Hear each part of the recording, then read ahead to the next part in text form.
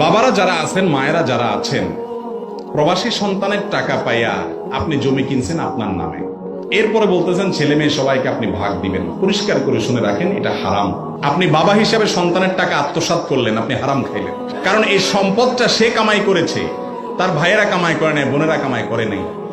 ভাইয়ের উচিত বোনদেরকে, ভাইদেরকে খেয়াল করা, হাদিয়া তোফা দেওয়া, উপকার করা, পুঁজি দেওয়া, বিদেশ নেওয়ার চেষ্টা করা, সেটা আরেক জিনিস। আপনি জবরদস্তি তার কামাই করা টাকা দিয়ে জমি কিনে এবার সব ছেলে মেয়েরে ভাগ দিবেন। তারা তো কামাই করে নাই, কিসের ভিত্তিতে তারা ভাগ পাবে? এটা হারাম।